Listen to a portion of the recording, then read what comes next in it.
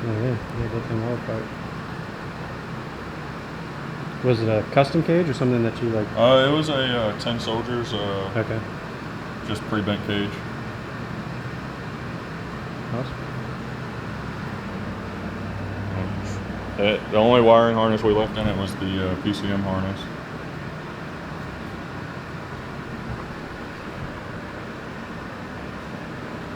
Yeah, that's all for paint. Just tore down.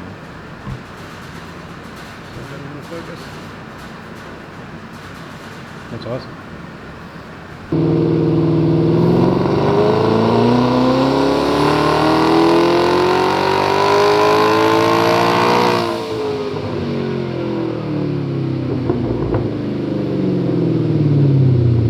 Pounds, so not even quite 12. So it was 11.7.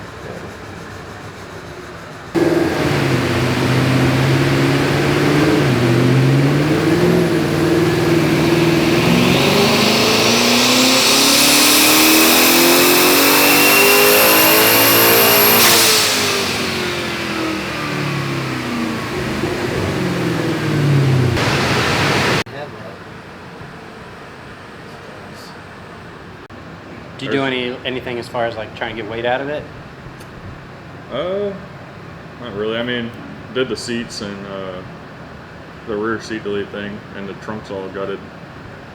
Only thing in the trunk, I put the battery in the trunk, but the only thing else back there is the fuel pump module, like the controller for all that. What do they rate this turbo kit at, power-wise? Do they put a number We're on around like 1200. With the 60s, they just start running out of air.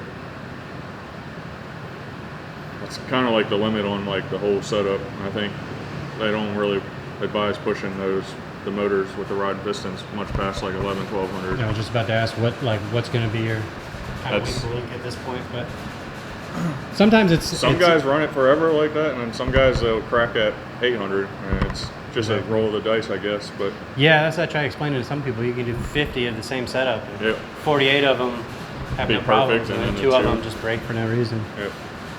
So we've gone through and tried to make it as reliable as possible, but what's the trans built to hold? to be honest, I'm really not sure. We did the clutches and the shaft in it. It's probably around 1,000. Okay. But the next thing to go in those, they got 2 billet planetaries they make for them, and I guess the factory ones break at some point. So, but they're like $1,500 a piece. So I went $1,500 into the clutches and the shaft and stuff on it, and then I didn't want to spend another $3,000 on the planetaries at the time. Yeah, kind of got to draw the line somewhere. Yeah.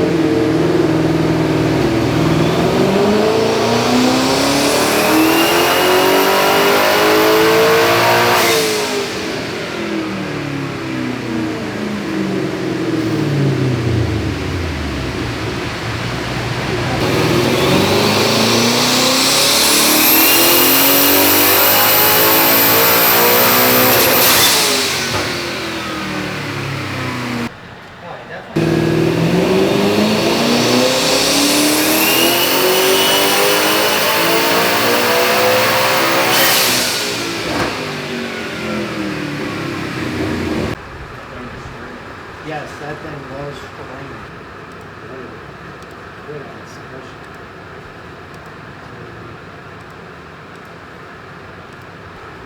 So it basically made peak power at 22 pounds, even though it's all 24 in the mid-range.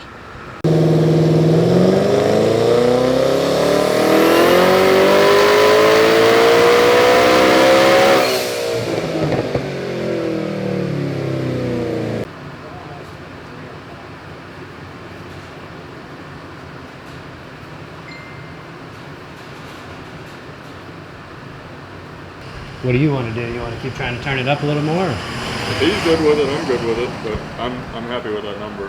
So Definitely. just to put it on a time slip. Yeah. It's got full suspension on it. Okay. All the control arms, anti-roll bar,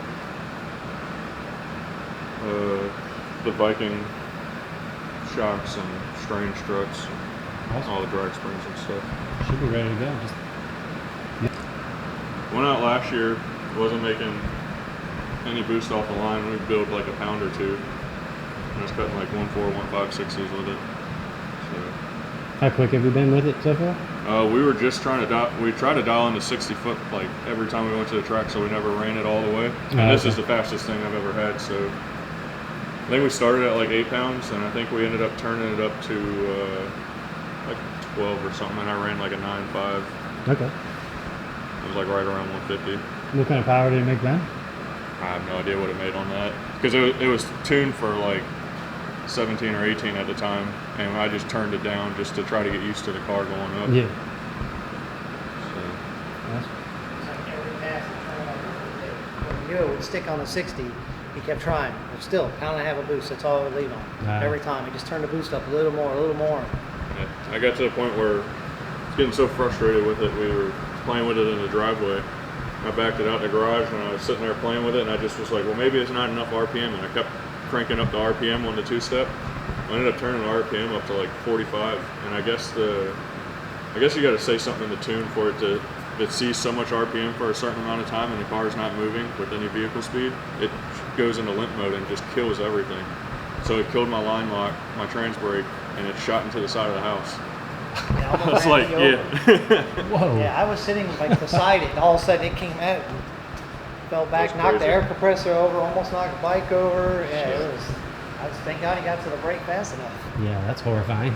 Yeah, it was.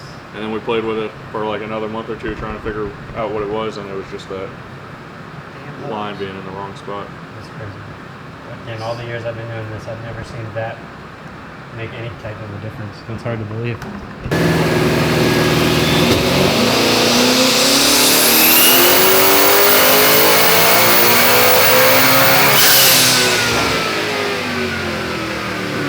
I guess that shows the filters aren't perfect.